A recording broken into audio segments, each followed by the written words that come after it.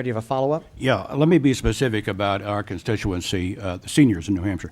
Workers 50 plus are experiencing longer durations of unemployment, in some cases 12 months or more, and often because of their age. Are there any government policies or actions needed to help older workers reemploy and regain their economic security? Congresswoman? Yes, there are. We have money in programs to help hire older workers. I'm sure you know about the Kennedy Service Act and others. We also need to make sure for those who are having trouble getting employment that the unemployment benefits will be there for them. And we also have to help them with health care if they're between Medicare and their private insurance, and we have done that as well.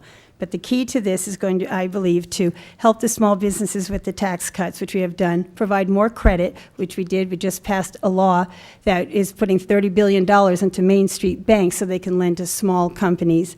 And to, obviously, it's going to take a little bit more time. Thank you. Mr. Ginta. Well, we've had 4 years of Nancy Pelosi at the helm and 4 years that you have served our state. 4 years, I think, is plenty of time to try to determine if the policies that you've put in place have been effective. I remind people 20 consecutive months of 8% or higher unemployment in our country. And the one thing I would agree with Congresswoman Carol Shea-Porter is we do need to create more jobs here. You're saying that we don't have manufacturing in our state. I just visited Insight Technology yesterday in Londonderry, where we have 1,100 employees who are manufacturing. We need to be encouraging those businesses to create more of a friendly environment by reducing their burden. That would help anyone in the workforce, and whether they're 50 and older or 50 and under. Those are some of the things that have not been tried yet by you in this administration, and those are the policies that I think people are begging for in New Hampshire and in our country. 30 seconds. Well, first, thank you for saying I have served the state of New Hampshire. I've been very proud to do that. And also, I think you're ignoring the fact that we have had tax cuts and help for small businesses. And you may think there's enough manufacturing in this state. I know those companies, but I would say we need more manufacturing. Well, we need a greater economy, Congresswoman, and the fact of the matter is that the tax cuts that you are talking about, I'm not sure that people in the business community have ever felt any of the effect of them. I'm not sure what they are. I mean, can you explain to me what those 6 or 8 tax cuts are and how they've helped New Hampshire? Absolutely. Do I have time? Please. Okay. Well, there's been a number of ways. First of all, we put money into banks for lending. We also gave small businesses, if you invest in that, they took away any of the capital gains if you invest and hold it for 5 years. We also allowed them to deduct their expenses in 1 year. We allowed them to do carryback, look back 5 years, so that if they have losses, they can spread that out. And a number of other ways, Frank, without getting technical. But the reality is, I think you know that we have been addressing that. We also put money into the Small Business Administration, which has made more money available and made the terms more favorable for banks and for small businesses. So, and that is through the ARA Act, or the Recovery Act. And I would like to point out that I voted against the Bush bailout, and I do think that's been a significant part of this debt. And I would like to ask you, would you have voted for your party's bailout? No, I would not have. And as you alluded to earlier, people who have served our country have made mistakes and errors. And I think the leaders at the federal level and the Republican side have acknowledged their past problems and challenges. The fact of the matter is, you have not. You have 4 years of spending at massive, massive numbers. We have a record debt. We have a record deficit. And you were the deciding vote to leave Washington, not extend the tax cuts for anyone, and leaving our economy in further peril. I would remind you, recovery.gov, the vice president's own website that he's in charge of, says 2,700 jobs in New Hampshire, $350,000 per job. That is not good, effective management of taxpayers' money.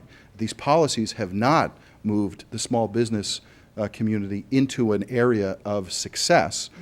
It has fostered an environment where they need to pull back. That is not good for our economy. Take 20 seconds. And we'll Mr. Ginta, I really don't know how you can say that I cast that deciding vote with a straight face. I just don't know how you can say many of your statements with a straight face. You know that simply cast a is vote to not leave? true. We all voted for that, and you know why? Because we couldn't get it done because of the obstructionism that we're experiencing. You The have American majorities. public understands that there have been difficulties in there. When you have people who say they want the president to fail, they want it to be his Waterloo, and all they can say is no. People out there know it takes two to be married, it takes two to dance. The American public knows that. So the line that you just used for me is the line that's being used in every single race across the country. Just like the ads are the exact ads, and if you want to go look on YouTube, you can see them. They just plug in a different name. And this is outside money. And I apologize for all those TV commercials that you're seeing.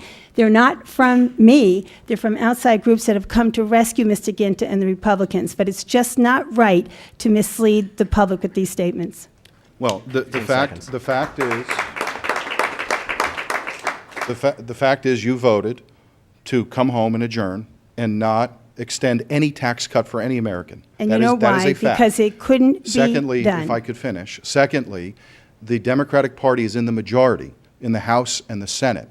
You do not need the Republicans to extend cuts. And finally, when I was a mayor as a Republican in the super minority, I was able to work with Democrats to pass the first tax cut in a decade. I was able to cut borrowing in half in my first year because it was good public policy.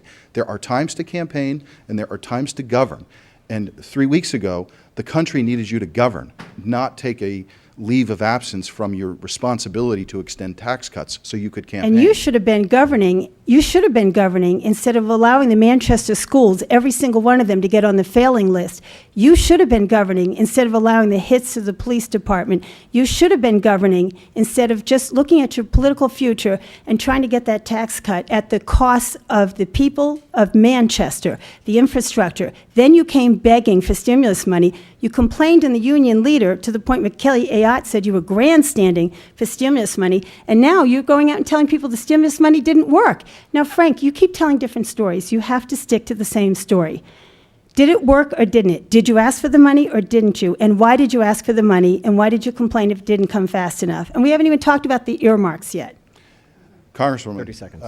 I had several meetings with Governor Lynch encouraging him not to downshift dollars from the state deficit to every community in our state. That's what I was going after. That's exactly what I was going after. Now, at the time, if you remember, when I was mayor, I actually opposed stimulus, and I said Manchester should not use stimulus in order to get out of the challenges we all face. It was the Board of Aldermen, without my consent, the Democrat-led Board of Aldermen, that asked for stimulus money. You let sound the like line a out just a victim. You little have bit. to be a leader, not a victim. I let the line out a little bit. I'm going to reel it in just a tad here.